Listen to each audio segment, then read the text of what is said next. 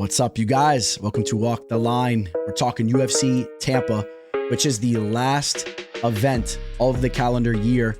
And note, we're going to have quite a break in time from when these fights wrap up until we get action taking place inside the octagon once again. The next scheduled event will be next year on the 11th, okay? And that's a fight card that maybe not a lot of you guys are going crazy about. It's headlined by Mackenzie Dern and Amanda Ribas, but the following weekend, January 18th. That's a huge night for us. That is UFC 311. We got two title fights on the line. We got the Bantamweight Championship between Merab Dvalishvili and Umar Nurmagomedov. And we also have Islam Makhachev headlining that card against Arman Saruki, and that's a rematch. You guys know I'm very excited for that matchup. That whole card is extremely stacked. Now, this card, UFC Tampa, obviously not as stacked as 311, but there are some intriguing matchups throughout the card. I think there's some very bright prospects fighting throughout the card that down the line we could really be talking about them in some huge fights. But first and foremost, this card headlined by Colby Covington and Joaquin Buckley. I'm excited for that matchup. I expect to see a lot of banter going on before they step down into the cage, and I love that. You guys know I love that. I'm really intrigued to see how far the banter goes and if it gets a little personal, because you guys know Colby will do that, and I'm interested to see how Buckley takes those types of personal attacks, because he can get personal as well. And there are some pretty big implications for the future of the division. Colby Covington may have been absent from the cage for quite some time, and he's coming off a loss, but you guys know that his name carries a lot of weight. If he goes out there, defeats Buckley, who's on quite the winning streak, all of a sudden Colby could be in a title eliminator in his next fight. Now, if Buckley wins, he could be in that same type of situation. I think if he wins this fight, he goes out there, wins one more fight, and you could be talking about Buckley fighting for the belt. If Buckley wins this fight, he will be on a 6-fight winning streak, having a victory over a former intern champ and all that. So besides that, you guys know what's going on. We just had a huge event take place this past weekend. UFC 310 was another profitable night for us, and we got to see who's going to be fighting next for the welterweight championship. It will be Shavkat Rakhmonov. He will be taking on Belal Muhammad down the line. Early prediction, I think that Shavkat gets the better of Belal, but that was a good fight, and I think Ian Gary showed that he's a talented fighter as well. That came down to one round. He did take that fight on short notice. Gary's a fighter that will be in the mix down the line, still extremely young. And besides that, Jack Della Maddalena will be taking on Kamaru Usman. If you guys didn't hear, that fight has been announced for UFC 312, taking place in Australia. That's on the undercard of that DDP versus Sean Strickland rematch. Okay, so that's going to be a big fight there as well. The winner of that fight could potentially be fighting the winner of this main event, and the winner of that could be fighting the winner of Shavkat and Belal Muhammad. So you guys know what's going on in the welterweight division. And you guys did hear that correctly. We profited for UFC 310, so we continue this ridiculous streak that we've had going on for, I've been saying 6 months for a while, so it has to be like 7 months. This truly has been the most profitable 7 months that I've had for at least for a very long time. It's been crazy. We had an 8-unit maxer cash this past weekend, had a nice underdog play cash in on the Korean Superboy, Doo-Ho Choi there. We hit 3 of our 4 official targets, profiting very comfortably. And it's been nice, guys. If you want to see all my official targets, go follow me on Instagram. All right, I post them in my story at the end of each card, so you guys can see them over there. Go follow me on Instagram at MMAFortuneTeller_. Go follow me on Twitter as well at the MMA Teller. Really means a lot to me, guys. Please like this video before we jump into the first fight. Subscribe to the channel if you guys are new here. And the last thing, we are powered by BetUS. If anyone out there is looking to sign up to a new sportsbook, reach out to me. Shoot me an email or DM me on social media. I'll give you my referral link, and you'll get a 150% match on your first 3 deposits over at BetUS, which is the best sportsbook out there. All right, guys. Appreciate you very much. Let's get into the action. The Teller. The Teller. The Teller.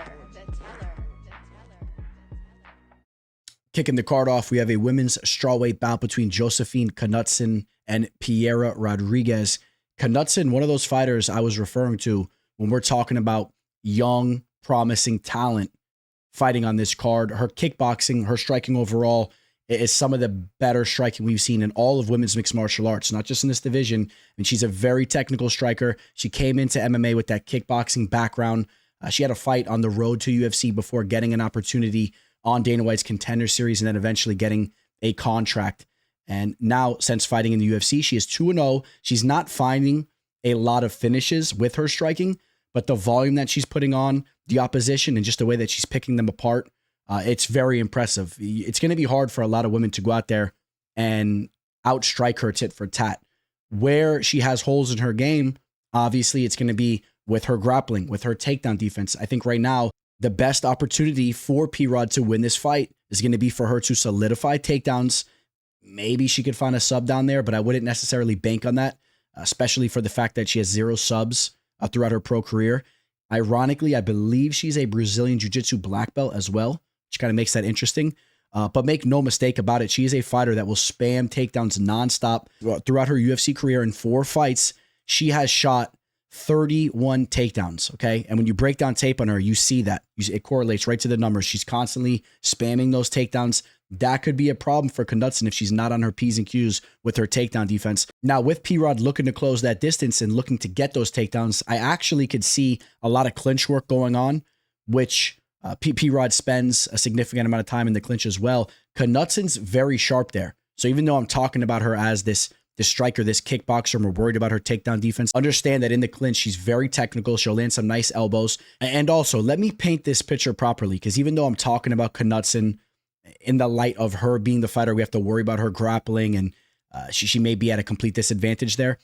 When you're talking Josefine Knutsson, I think we're talking about a fighter that is built a little differently as far as her mentality goes. I think that she's the type of fighter that is going to pick things up very quickly. So even though her grappling is behind her striking, I think she's the type of fighter that you're going to see major growth with her grappling very quickly. And we've seen little glimpses of that. We've seen her passing the guard down on the mat a little here and there against lower level fighters, but still we see that technically she picks things up very quickly. And there's a reason why she has gotten her striking to the level that it is. She's a technician, and she knows how to take the coaching and the teaching and put it into the cage or the ring. And she knows how to do that. She's a very bright fighter, and I wouldn't be surprised if we start to see her grappling really take some major strides and we see her be quite the complete fighter in about 3 years' time. She's just 28 years old. I think that when you're talking Knutsson, when she's like a 31, 32-year-old product, I think we could be talking about a very high-level fighter that's making a run in this division. So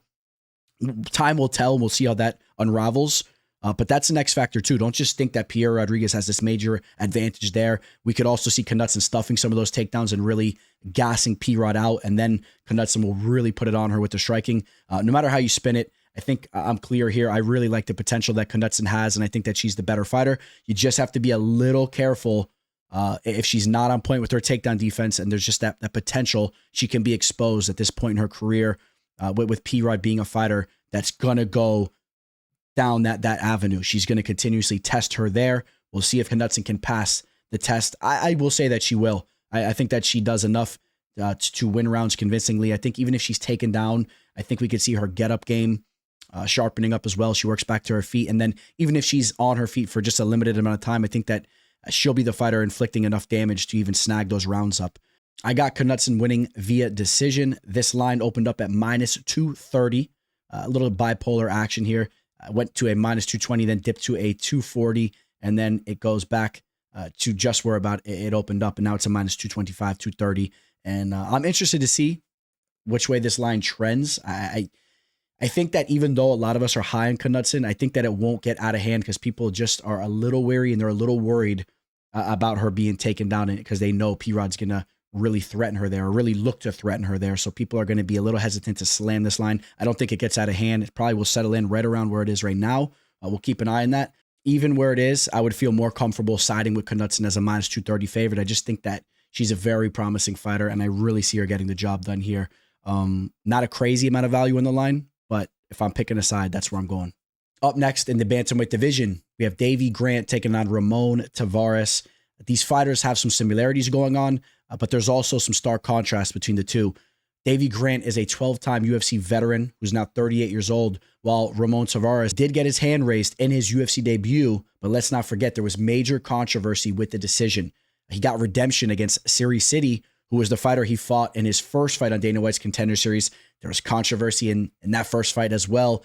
The referee jumped in too early, and we should have got to see that fight play out longer, but let's not also completely overlook the fact that City landed some clean strikes on him and potentially was en route to finishing him. Okay, but we got to see them fight again, and you take a look at all of the major media scoring. Well, first, take a look at the actual judges' scorecards. They're all over the place round to round. They all saw these rounds differently. I remember the fight very vividly, even before diving into the tape as we were looking into this fight. I had an official play on CD, so I was very disappointed we didn't get the win there when I knew we won the fight.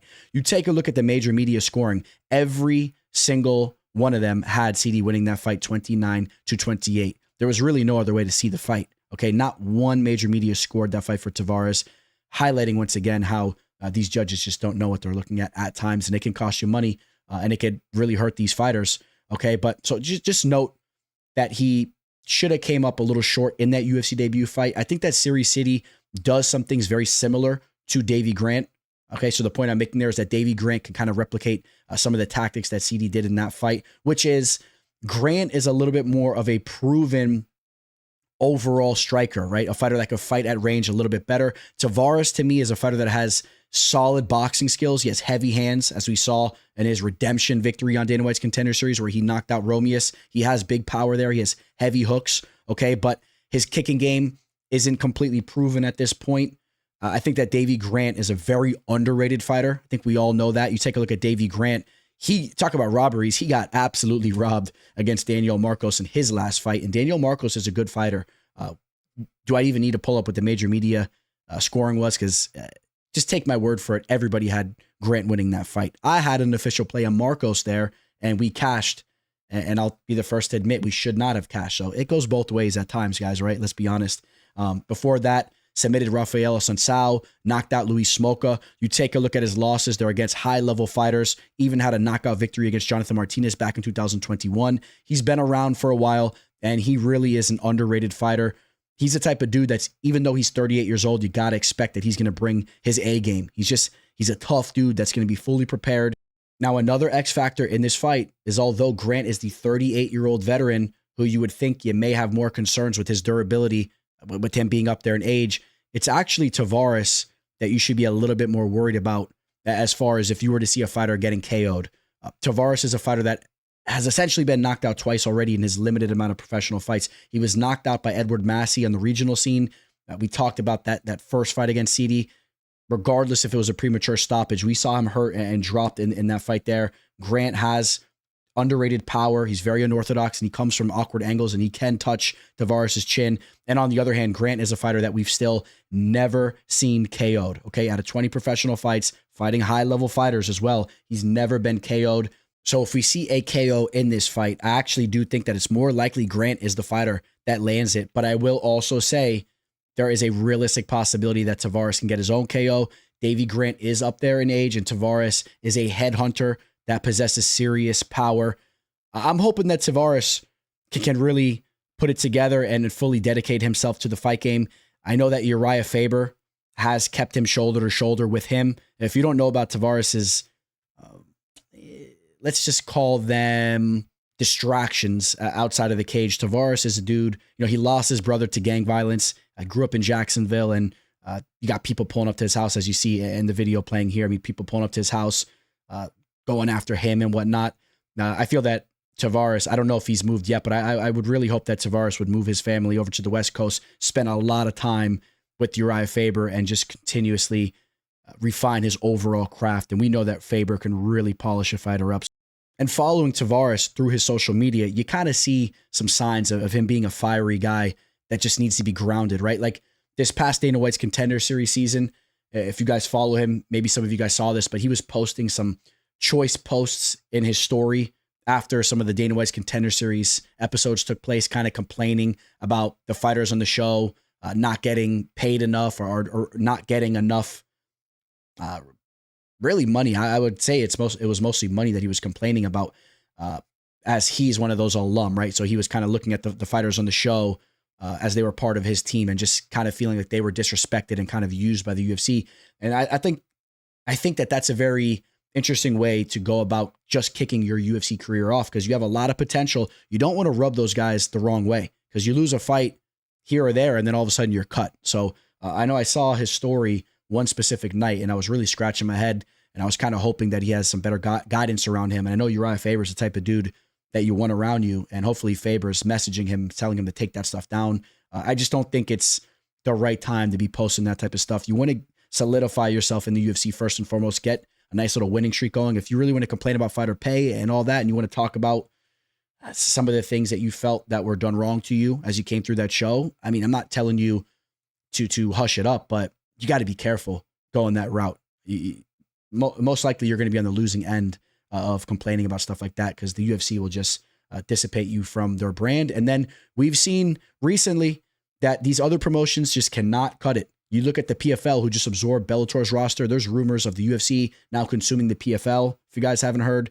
I mean, I think that the smart route is to be in the good graces of the UFC, and Taveras has a lot of potential, and I hope that he puts it all together. That's basically what I'm getting at. But now here it is. My official pick is going to be Davey Grant. I was really back and forth with who I was going to pick here. I initially was on Taveras to win this fight, and I still think that he's live to potentially even land a knockout or land some damaging shots that solidify rounds, but I'm settling in with the dog. Davey Grant opened up as a plus 110 on BetUS. He's now a minus 105, so we've seen some slight action coming in on him. Wouldn't be surprised if he actually settles in as the slight favorite by the time this fight takes place. I'm really torn with my method of victory as well. Could go to a decision. I'll say Grant gets a knockout. In the women's flyweight division, we have Miranda Maverick taking on Jamey-Lyn Horth. Horth comes into this fight off of a victory over Ivana Petrovic, a fighter that's proving to be pretty low level. She came in with some expectations. I believe she was undefeated when she made her debut, but she's really not it. So I don't put too much stock into that victory. I don't put too much stock into the victory she had over Haley Cowan. She did come up short against Veronica Hardy. Jamey-Lyn Horth is 34 years old. I think that she's pretty much a finished product, although you do take into consideration she only has 8 professional fights under her belt, so maybe a little bit more growth yet to come from her. But in the meantime, you have Miranda Maverick, who's just 27 and already has 19 professional fights. I expect to see growth definitely continue to come from her. Now, Miranda Maverick is a fighter that has not lived up to the early hype that she's had. If you guys remember when she first was kicking her UFC career off with some huge lines next to her name, and she came up short in some of those fights, right? She lost to Macy Barber, although the masses had her winning that fight. But the Erin Blanchfield fight was a tough fight for her. She showed that she was lacking with her grappling and her takedown defense. Everyone thought that she was like a well-rounded, fine-tuned machine, and she was a great grappler and a great striker and all that. And we quickly realized that she's still a green fighter, okay? She got the muscle mass, she has the look and all that, but she was actually a lot greener than we realized at the time. But luckily for her, she still has plenty of time to sharpen all that up. Even after taking those losses, though, she was consistently going into her fights as a huge favorite. She's going into this fight as a huge favorite once again. This fight, I would say it's kind of warranted, because I think that Jamey-Lyn Horth is a low-level fighter. She makes very questionable decisions in the cage at times. I could see Maverick getting her down to the mat and just being the superior grappler. When it comes to the striking, I'd be very surprised if Maverick doesn't get the better of those exchanges as well. She fights out of the southpaw stance. She just moves much more fluidly than Horth does, and Horth is very slow there as well. I could see Maverick having success standing, changing levels, having success getting her to the mat, getting on top of her. I think the real question is Maverick going to get a finish here? And you take a look at some of Maverick's recent victories, a lot of decisions going on. Now, she did pull off a sub against Priscilla Cachoeira, but her last other 3 victories were via decision, and Horth is a fighter that has never been finished thus far in 8 professional fights. I kind of have a gut feeling that this will go to a decision, but I expect to see some dominance from Maverick. So as we get over to the betting odds for this fight, which Maverick opened up as a minus 320 on BetUS, and she's now a minus 450. I think that line is still reasonable and kind of accurate. I think that Maverick should be like a 4.5 to 1 favorite, maybe even a 5 to 1 favorite. The more I look into this fight, the more I dive into the tape, I think that there's going to be smooth sailing with Maverick just being clearly ahead throughout this fight, and I don't see Horth finding a finish. So what a brutal scenario for Miles Johns, as he was initially supposed to be facing off with Cody Garbrandt. In fact, he was matched up with Cody twice towards the tail end of this year. Both those fights fall through. Now the UFC matches him up with Felipe Lima, who's coming off a UFC debut victory over Muhammad Naimov, where he looked absolutely spectacular. I can't think of the last time we've seen a young fighter come in on short notice and look as great as he did. Okay, I can think of a couple different situations where we've seen some fighters come in and deliver, but I have that towards the top as far as a fighter just jumping into the mix and being a fighter that has the ability to be a contender right now at just 26 and a half years old. I mean, he looked like a video game character against Naimov. I really believe that he's the real deal. I think he's going to live up to this initial hype that he's getting. He's training with Khamzat Chimaev and a lot of other high-level fighters over there in Europe, even though he represents Brazil. What I really like about this matchup for Lima is the fact that Naimov is a very similar fighter to Miles Johns. Both fighters slightly above average wrestling, kind of brute fighters for the division, decent striking, but a little clunky. And Felipe Lima used his technical strengths to shine standing. He showed to have great takedown defense and also showed great flashes down on the mat with his jiu-jitsu. And I think that he'll be a step ahead everywhere this fight goes. He now had full preparation for the fight as well. Also note, he's been fighting for the majority of his career in the bantamweight division. So going into that Naimov fight, I really had some questions and concerns about how he was going to handle the takedowns that were thrown his way. I thought with Naimov being a natural featherweight fighter, a more proven featherweight fighter, and having success with his wrestling in the past, I thought he really could have tested Lima there. And also, in some of the earlier tape that I've seen from Lima, I've seen him taken down here and there in some of those regional fights over in Europe. But he just looks so sharpened up right now. I don't think that Johns is going to be able to have success with his wrestling, and I think that Lima is going to pick him apart with the stand-up. Johns is questionable as defensively with his striking. I've seen him touched up before. We've seen him knocked out actually as well, right? He got knocked out by Mario Bautista with a flying knee back in the day. John Castaneda actually pulled a sub off against him not too long ago as well. Castaneda, a fighter that really fell off, in my opinion. I don't think Castaneda was ever really that. It's a game of inches, and I feel like Felipe Lima is a precise striker, and he can find the mark. Miles Johns' strikes come very, very wide. His hooks come very, very loopy, and Felipe Lima can throw his strikes right down the pipe. I think he beats him to the punch. I think I made it clear I like Lima to win this fight, and not only do I have him winning the fight, I think he wins this fight inside the distance. I think he finds a finish. I'm torn on if he's going to get a sub or a knockout. We've seen him do both of those very well. He has a diverse amount of finishes, getting knockouts and subs, and we've also seen Miles Johns knocked out before and sub before. I could see him hurting Johns on the feet, but potentially setting up a sub after hurting him first. Take a look at the money line here. He's right around a minus 240 favorite. It is Lima. That says a lot. Okay, when you're only going into your second fight inside the octagon and you're taking on a proven veteran in Miles Johns, a fighter that's on the fringe of being ranked. Johns is essentially on a 4-fight winning streak as well, when you understand that he really defeated Dana Argueta, so he has a lot of momentum behind him. We're not worried about any of that. Lima is going to shut that down. Do I see value in the minus 240 line? That's a high line for this young buck, and I would say if I have to pick a side, I would say there's more value on his high line than even taking the dog value on Johns. Seems I completely turned my back on old Johns. Wasn't that long ago we were cashing official plays together. Times have changed. So on paper, I have this as one of the more exciting fights throughout this card. In the featherweight division, we have the sniper, Sean Woodson, taking on Fernando Padilla, who's proven to be an absolute fight finisher. Both these fighters are very rangy for the division. They push a high pace on the feet as well. When you take a look at the numbers, this should be a good one. Now, Padilla, he definitely burst on the scene in that UFC debut performance against Julian Erosa, where he went out there and knocked him out in the first round. He was a big underdog. After that, a disappointing performance against Kyle Nelson. He was outstruck by the pedestrian veteran. He was outstruck 82-72. That kind of set back the initial hype that a lot of us had on Padilla. But you have to love the way that he bounced back in his last fight against Luis Puello, pulled off a Darce choke against him, which ironically was the finishing move that Julian Erosa had against Sean Woodson, and the only fight that we've ever seen Sean Woodson finished in.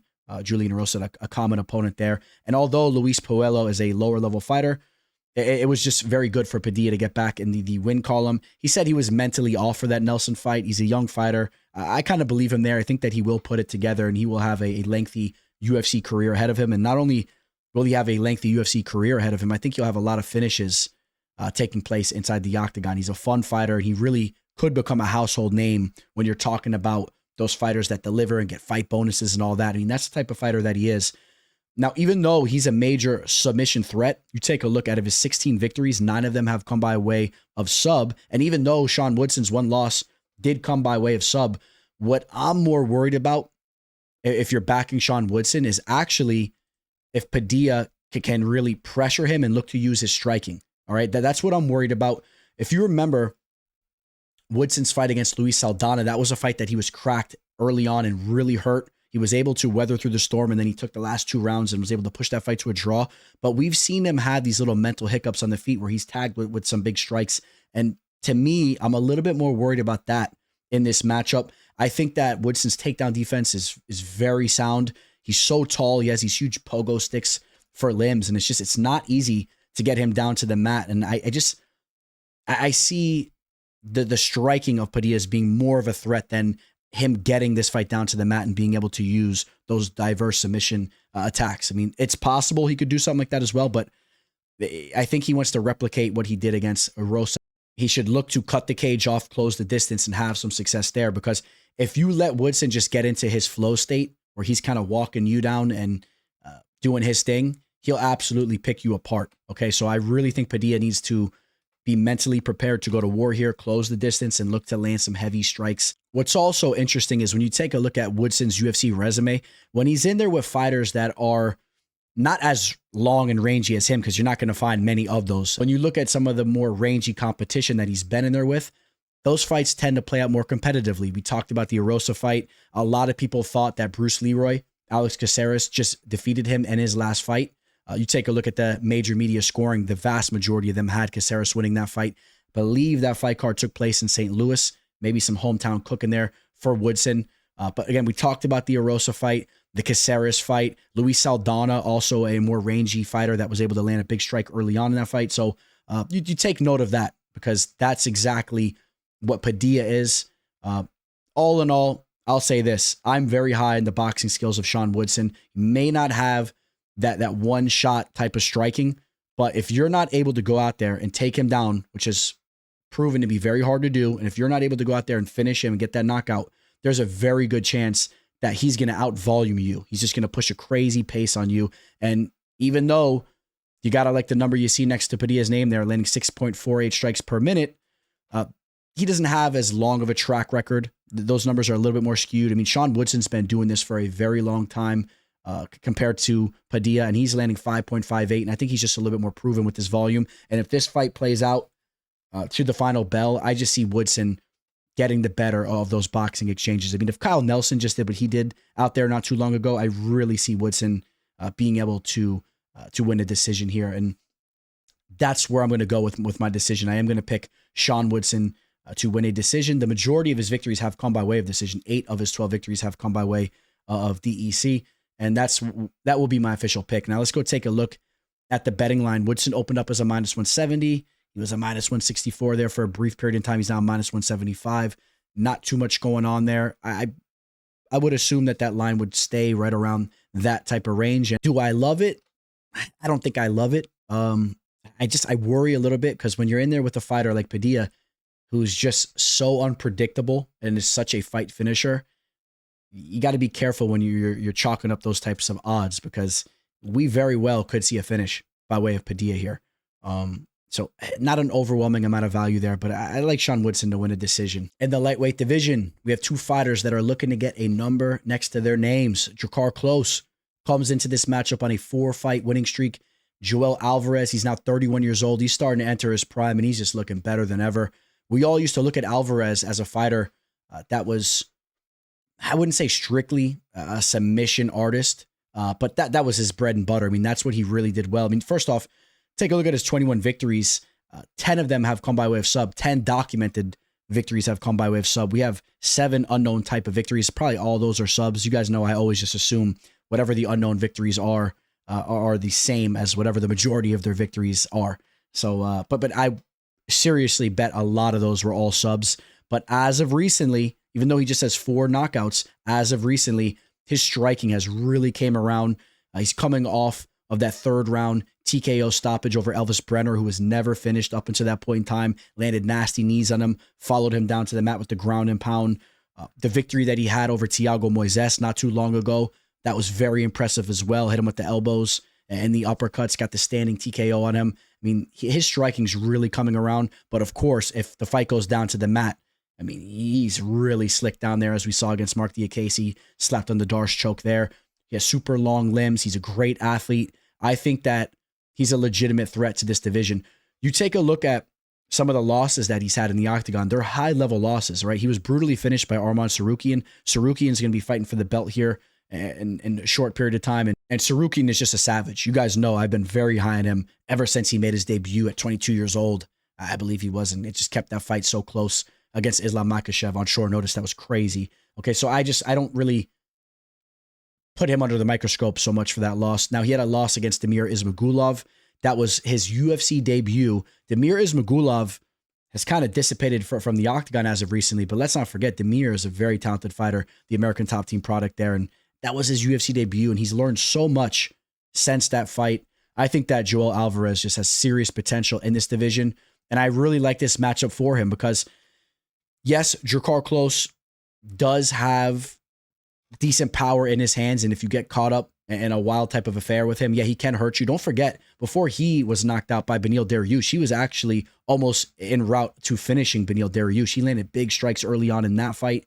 But one thing that I would say that Klose does very well is work the calf kicks and then slide his way into the inside and kind of work into the clinch against the cage and take rounds like that. Okay, he's had some up and down performances as far as from an entertainment standpoint, but there's been a lot of fights where he's went out there and just proven to be a crafty fighter. He's kind of like a high fight IQ type of fighter. But the thing is, nowadays inside the UFC, it's harder than ever to go out there and get W's like that. Okay, because I feel like the refs are splitting fighters apart quicker these days.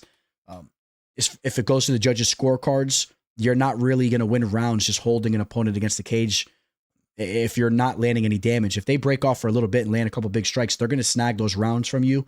And but again, we've seen some up and down type of performances from Klose in that regard. Sometimes he's more aggressive than others, but I just don't think he's going to have the ability to try to smother Alvarez against the cage and work the clinch here. And at range, I think Alvarez is going to style on him. And I actually see Alvarez finding the finish in this fight. Klose at times gets a little reckless in grappling situations and scenarios. I've seen him being close to being subbed a couple times. When you're watching tape on him, even though he's never been subbed thus far, he's been threatened to be subbed quite a bit. And Alvarez is the type of fighter, if you put yourself in those types of positions, he will find the sub on you. Okay.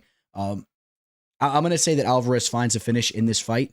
I'm curious how he could find it. I wonder if if he could hurt Klose first and kind of set up a sub like that. I'm going to go actually with that being the way he finds the sub. I'm going to say he hurts Klose with something kind of at range as they're going at it. And he goes down to the mat and maybe pulls off a rear naked choke or something like that as Klose is battered and Alvarez can kind of sink his arms under his neck. I'm going to say he pulls off a rear naked choke, which is a little bit out there. Klose has never been subbed before, but like I said, when you dive into the tape, you see the potential for it to play out like that. Now we take a look at the betting line. Alvarez opened up as a minus 310. He is now a minus 380 over at BetUS. So a lot of action coming in on him.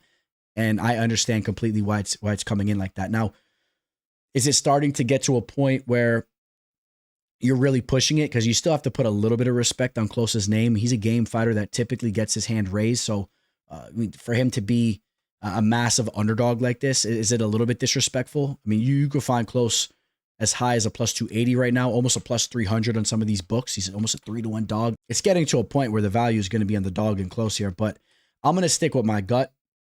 As of right now, I would still lean more towards the Alvarez side, even as high of a favorite as he is. I'm a believer in what he's doing. In this fight, it just really screams that Alvarez shows up to me and not only wins the fight, but finds a finish. I think he finds a finish in this match. We got two absolute boom or bust type of fighters here. Fight taking place in the lightweight division. The Menace, Michael Johnson, taking on Ottman Azaitar. I got so many Michael Johnson stories, man. We could sit here for hours, whether it's me sitting with his brother at a big time event, actually, was that card where Michael Johnson took on Nate Diaz, and then Nate Diaz took that decision and called out Conor McGregor. And Michael Johnson, his brother, is getting up beside me after he tells me he's about to whoop these dudes and jumps into an absolute brawl with a bunch of Diaz fans, whether it's bumping into Johnson at a local strip club here in South Florida, or whether it's my brother sending me a picture with him and MJ as he bumped into him and at a hotel and lets me know the guy that he handed his phone to take the picture is this dude named Kamaru Usman, which at the time, Kamaru Usman was obviously a way lesser known fighter. He was just coming off the Ultimate Fighter actually back then. And my brother, he's a fight fan, but not on the same level as us here. You know, he's not tuning in the two weekly fight breakdowns and all that. You know what I mean? He's catching the pay-per-view events and whatnot. But yeah, my brother handed the phone to Usman and said, hey, can you take a picture of me and Johnson? Because he knew who Michael Johnson was. So, you know, I got some funny stories with Johnson, man. Johnson, 22-19 as a pro, and then that record really sums up who he is. But take note that almost all those fights took place in the octagon, in the UFC. So he's been fighting high-level fighters. But of course, we know he's extremely unreliable. And even as of recently, in some of the fights that he prevailed in, not the Darius Flowers one, but when you're taking a look at the Alan Patrick KO victory that he had, he was hurt in that fight. If you look at the Jamey-Lyn fight, that even though he lost that fight, we all know that he actually won that fight. That was another bad decision. He was hurt in that fight as well, though. I believe Malarkey dropped him there. He shows to be defensively vulnerable. We've seen him knocked out. We've seen him get submitted by Thiago Moises in very odd fashion, getting ankle picked, right? Eventually, I think he was ankle locked. We've seen him go out there and lose to Clay Guida, who Guida, even then in 2021, was very much up there in age and a fighter you really shouldn't be losing to. He's just so unreliable. And you could be happy with the way he looked against Mark Diakese, who was another fighter that's all over the place. At the very end of the day, you just don't know what you're getting from Michael Johnson. And I will say, yeah, I feel more confident backing him against a fighter in Ottman Azaitar, who's coming into this fight after being knocked out 2 times in a row in the first round. And you could have your question marks about the reliability of Johnson, but one thing you could pretty say for sure is that he's pretty damn dangerous. He's aggressive and he carries some pretty good power. Don't forget that knockout that he had over Dustin Poirier back in the day. He's had his fair share of brutal KO victories, and now Azaitar steps in there with him, and I think it's very likely that Johnson knocks him out. Azaitar is just absolute boom or bust. You take a look at what he's doing. I mean, out of his 13 victories, 9 of them have come by way of KO victory, and he's been knocked out in his 2 losses. Okay, it's pretty much knockout or not. Okay, a couple sub victories for him there and 1 decision victory, but I think this is a fight where we're going to see a knockout, and I think that it's Michael Johnson that's going to land that KO. I will just throw this into the mix. I would not be surprised if Azaitar wins, if he gets his own knockout. If we see that type of clash, don't be shocked if it's Johnson that gets knocked out and we're all sitting there going, oh my God, you know, and we're all sitting there scratching our heads and saying, oh my God, this poor guy, man, it's been so up and down with him, and this is the way that he's going to start to end his career. Don't be shocked if that happens, but I think it's more likely Johnson gets the knockout. If this fight somehow goes to a decision, Johnson will get the better of the overall striking, in my opinion. I think he'll outland Azaitar.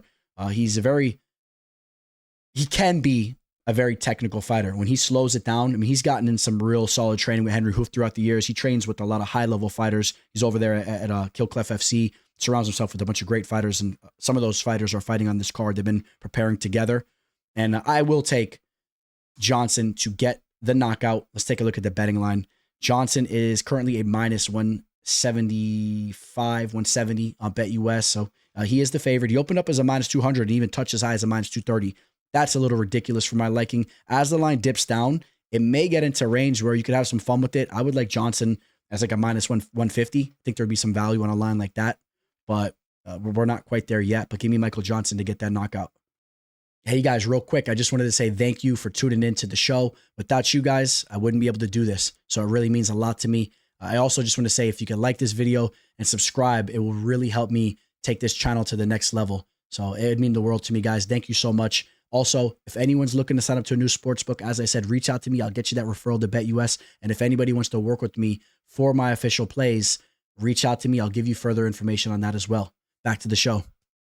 Up to the main card, we got Navajo Stirling, who comes into this fight off of a brutal KO victory on this past season of Dana White's Contender Series. He's taking on George Tokkos. Tokkos is a fighter that I'm familiar with, been familiar with him for quite some time. For those of you guys that have been following my channel from the very beginning, if you guys remember, years ago, I did kind of a live stream special on Greek mixed martial arts, me being of Greek descent, being a Greek American. I kind of did that for some fun back in the day, and I networked with a lot of up-and-coming Greek MMA fighters, and George was one of them. Chatted it up with him quite a bit through Instagram. We DM back and forth for a little bit, and always seemed to be a good dude. And you know, he's a fighter that has had some big opportunities as of recently. He surrounds himself with some big names in the game. I know he's good friends with Brendan Allen. He's good friends with a lot of high-level fighters that fight out of Team Killclef FC. In his last fight, he had that chance to make his UFC debut, took a short notice match with Umar Sy. He was subbed in the first round. That was a tough fight for him. Umar Sy is a fighter that has a lot of potential. People are high on him. But if we're being honest, Sy didn't look that impressive in his last fight after that one, which makes that loss look that much more alarming. Before that, he was on a nice little 3-fight winning streak, but let's not also forget he was brutally KO'd on the road to UFC by Zhang Ming Yang, who is definitely a knockout artist, but coming up short once again in a big opportunity for him. So fighting under the UFC banner, he's essentially 0-2. He had some victories early on in his career. He actually was 0-2 over at Bellator to kick off the beginning part of his professional career. Went into those fights 4-0 and then fell short in both those fights. Took an L to Ty Gorder. Some of you guys are familiar with him. But if we're being quite honest, Tokkos is a fighter that's came up short in the big opportunities that he's had. And now this is a huge opportunity for him because even though Stirling is just making his UFC debut, us hardcore fight fans, us fans that know what we're watching, we know that Stirling is a very dangerous fighter, fighting out of Team City Kickboxing with the intangibles that he brings into the cage. I mean, this is a fighter that looks to be very dangerous. And I think that Tokkos is probably going to run into some trouble here. I think that Stirling's going to find the chin. I think he's going to knock Tokkos out. I think we're going to see a brutal KO loss. Now, I will say this. If Stirling gets a little overconfident in there, and if he thinks it's just going to be a walk in the park, there's potential he could run into a big strike because Tokkos training with Henry Horth and his striking isn't the worst, and he has shown power. If you take a look at the victories that he's had inside the cage, a lot of them have come by way of KO. So if you're in there just thinking it's going to be a walk in the park with these small gloves, you better be careful. You get cracked with the big shot, you'll get knocked out in your own right. But I mean, tit for tat, I just think that Stirling's going to be just way more imposing, way more technically sound. That knockout that he had against Philip Latu was very impressive. Latu, a tough fighter who's a knockout artist in his own right, fighting out of Colorado, fighting out of Team Elevation. That was just impressive what Stirling did to him. And I see more and more knockout victories coming Stirling's way as he continues to step into the cage. He comes into this fight off 4 knockout victories in a row. I'm going to say he makes it 5. You note that he's a huge favorite. He opened up as a -500 on BetUS. He's now a -600 favorite. Okay, he's a 6-1 favorite. I think it's warranted. To be honest, I haven't seen anything from Tokkos that really shows me he's going to be able to hang with the talent that we're seeing from Stirling. In the bantamweight division, we got Daniel Marcos taking on Adrian Yanez.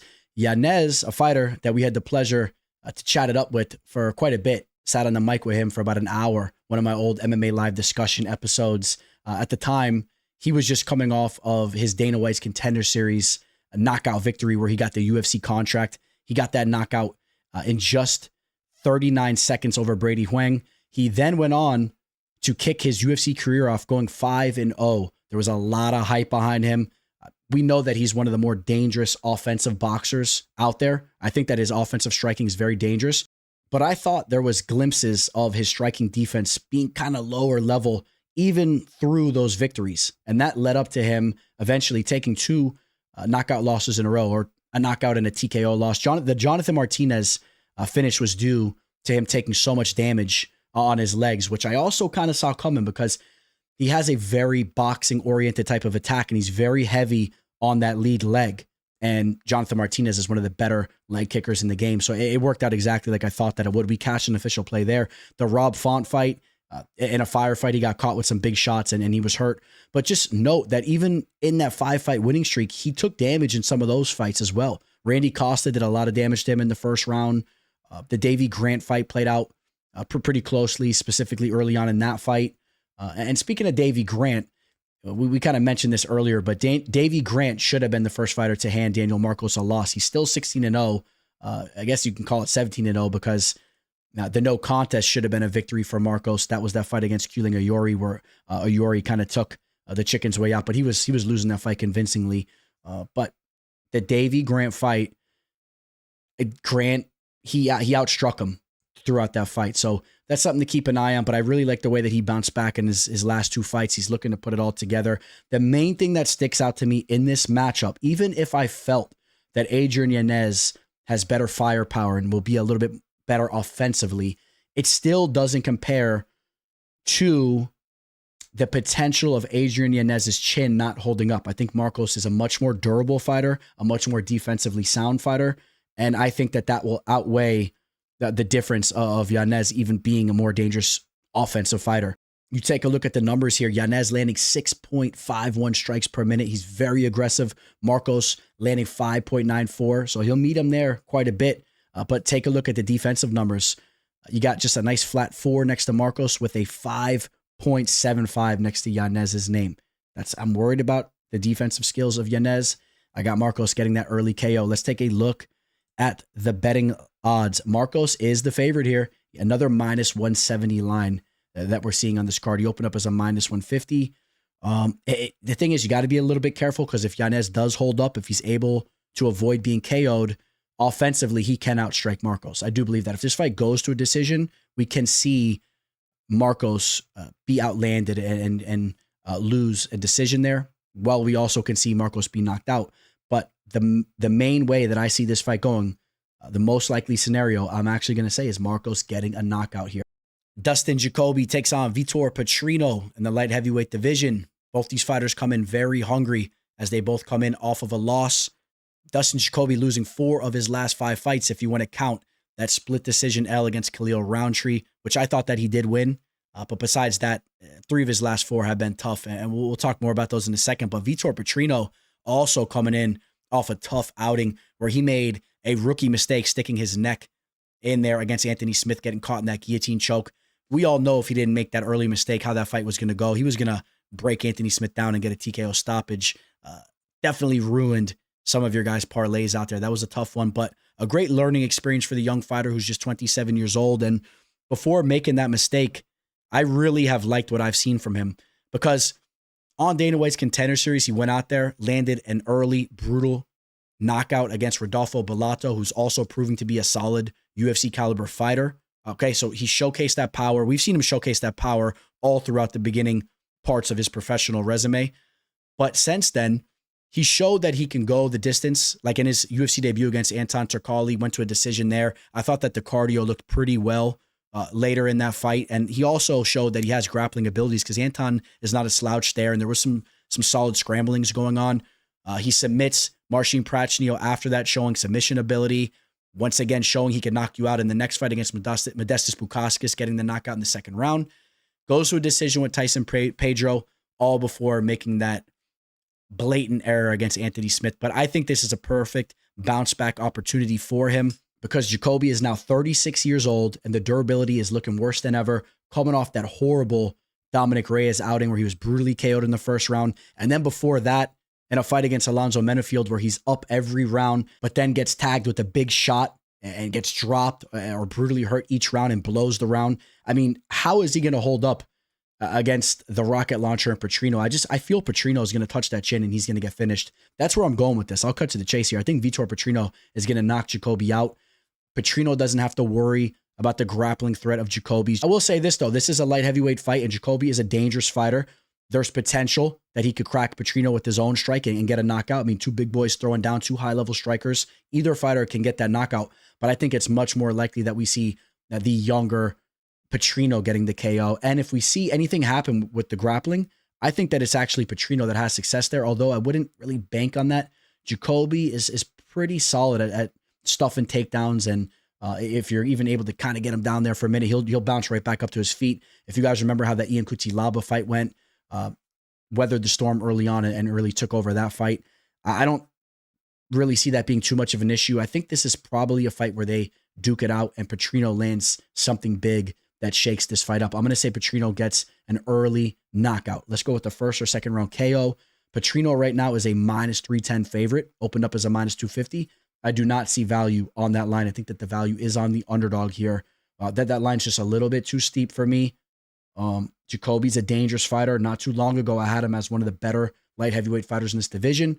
Things haven't really gone his way, but maybe he turns the clock back a little bit here. You know he's going to be motivated. The value just has to be on the dog. When you're looking at like plus 260 lines, that's where the value is. This is a big one for the future of the flyweight division. Manel Kape taking on Bruno Silva, number 9 versus number 12.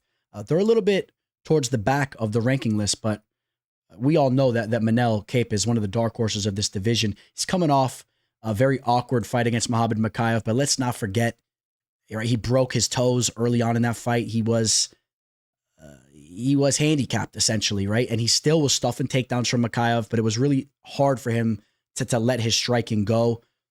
I would bank that if they ever had a rematch that he wins that fight. And in fact, I actually still thought that he won that fight. It was very close. I thought he snuck that one out though. And Muhammad Mokaev is a high level fighter. Love him or hate him. I really hope that he makes a return to the UFC's flyweight division, which is so deep these days.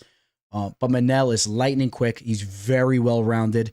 If you think that he's just a striker, you're sadly mistaken. He has high-level grappling skills, and he surrounds himself and trains with a lot of high-level grapplers. He hangs with a lot of those Dagestani guys, and defensively, he's very hard to find.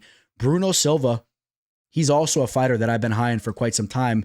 The issue with Silva is that he's been very inactive throughout the years, and he had a little bit of a slow start to his UFC career. Took an awkward L to David Dvorak, then also took an L against Tager Ulanbekov, who's a high-level fighter. But since then, he's on a 4-fight winning streak, and he's finished all 4 of those fights. 3 KOs, 1 sub, respectable victories over Cody Durden and Tyson Nam. Also has a couple of victories over Victor Rodriguez and JP Bays, not JP Buys.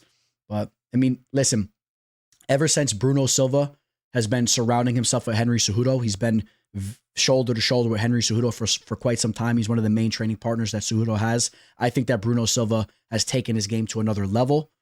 But if he's going to get the job done here, I really believe that he has to crack Kape with a big strike. He has to shake things up. If this fight goes to a decision, I just think that Manel is going to be too quick for him. He's going to outland him. I could also see Manel landing his own knockout. I mean, it's possible. We've seen Silva knocked out once before, but I favor this fight to go to a decision. Manel has fought a very safe and cerebral type of a fight as of recently or throughout the last couple of years, and I could see him doing something similar once again, kind of just working his way to a decision victory. But he's very high level, and if he gets a victory here, expect another big-time fight for him down the line, and maybe he'll be fighting for the gold here in a little bit. But Bruno Silva is a real test, but give me Manel Kape to win a decision, just being quicker and just well-rounded enough to avoid any type of threat that Bruno brings his way. I really like this fight, but I will settle in with the Manel Kape selection, and I'll pick him to win a decision. He opened up as a -260. He's now a -340. Big action coming in on him. I have a lot of respect for Bruno, and I think that Bruno is a threat. He has power in his hands. He could wrestle. He could sub you. He could do a little bit of it all, but he's just a little bit behind Manel in every aspect. And in the flyweight division, I don't see that big moment taking place in this fight. I have a feeling this is one of those fights that just kind of cruises to that final bell. And I really think that Manel handles this fight. Is the -340 line getting a little bit out of hand? It is getting close to that.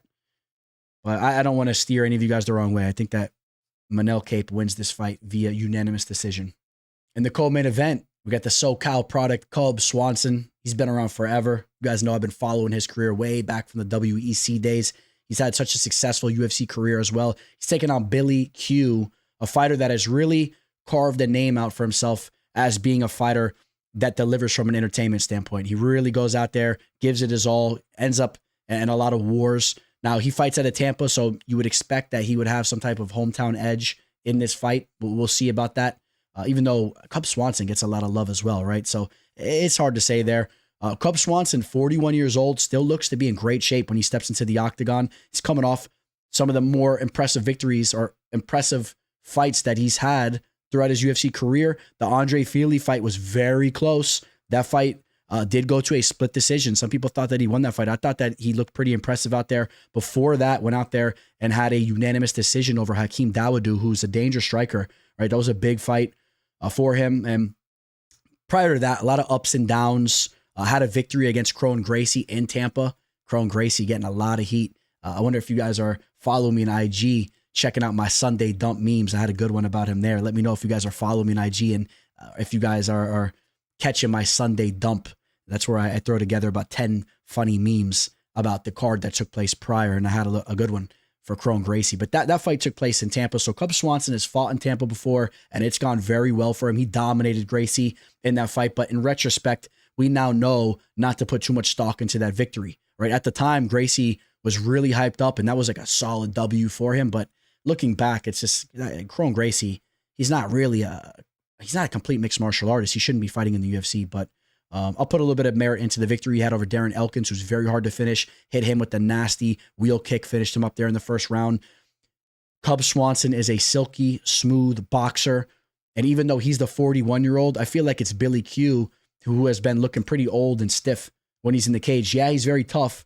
But, I mean, you run the tape back on that Damon Jackson fight. That was a fun fight to watch, but it was pretty brutal. I mean, they both look so robotic, and you just felt that even if you threw a Cub Swanson in there with either of them on that night, that Cub Swanson would have been moving way more fluidly and would have found a big strike and probably knocked either of them out on that night. We've seen a little bit of it all when you're talking about Billy Q throughout the years, but he's had a lot of early success since he came off Dana White's Contender Series with that victory over Comuelo Kirk, kicked his UFC career off with a 3-fight winning streak. He's been in some really fun fights. He has solid jiu-jitsu.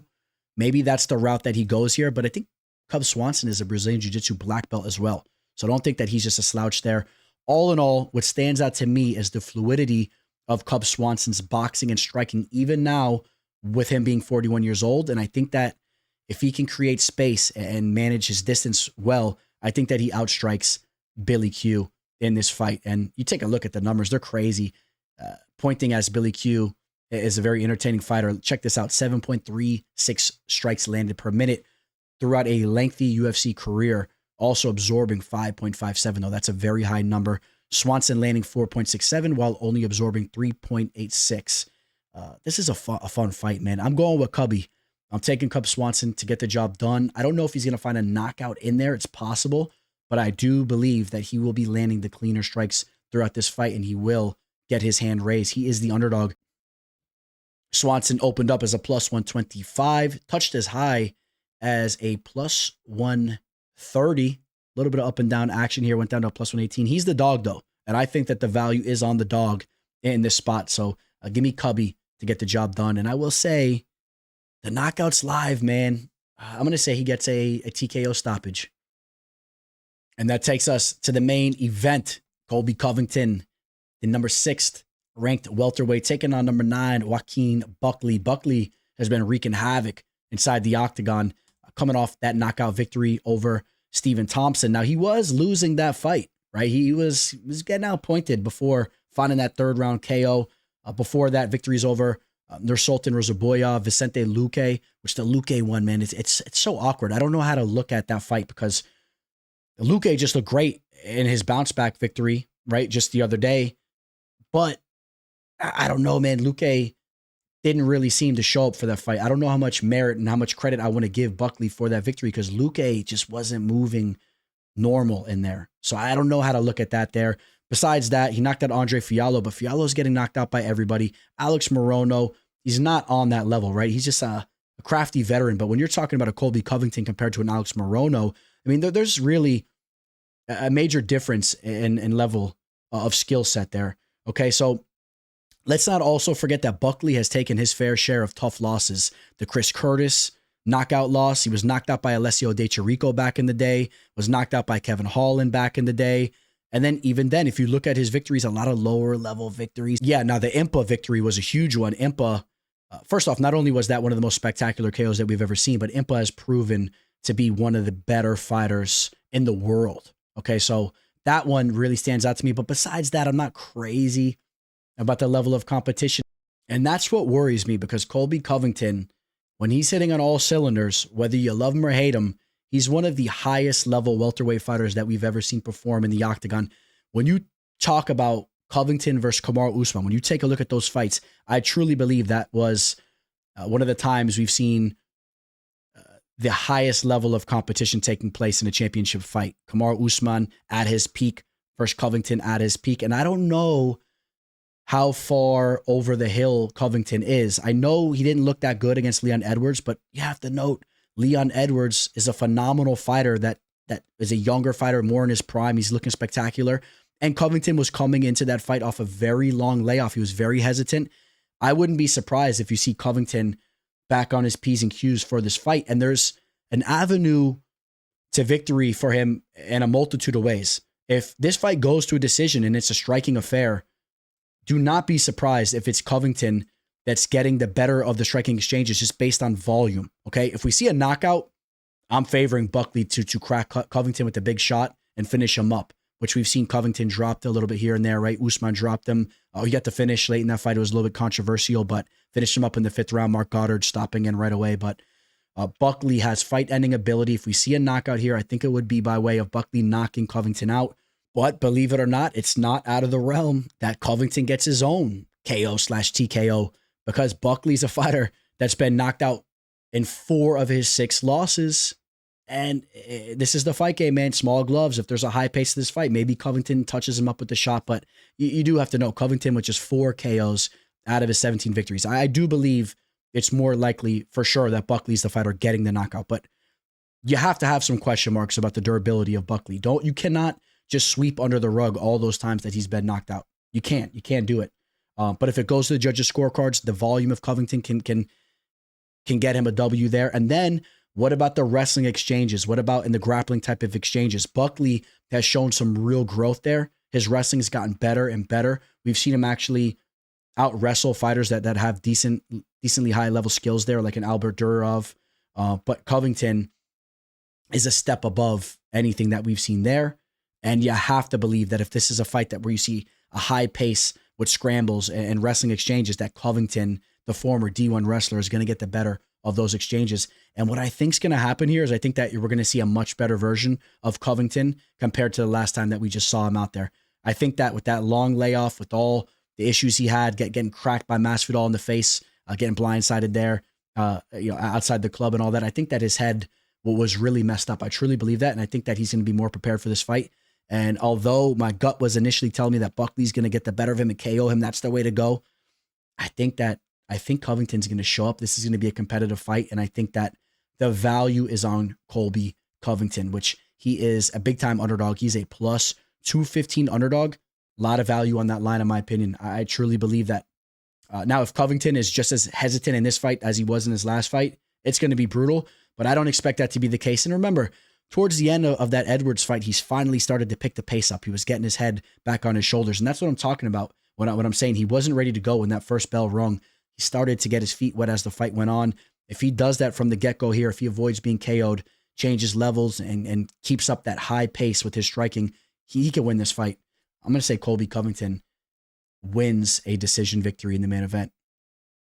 All right, guys, that's going to wrap this one up. I really appreciate all you guys that hung with me throughout this entire video. The last event of the calendar year. You guys mean a lot to me, man. Those of you guys that have been rocking with me throughout this entire 2024 year, you guys really mean a lot to me. I hope you guys all cash in on this card.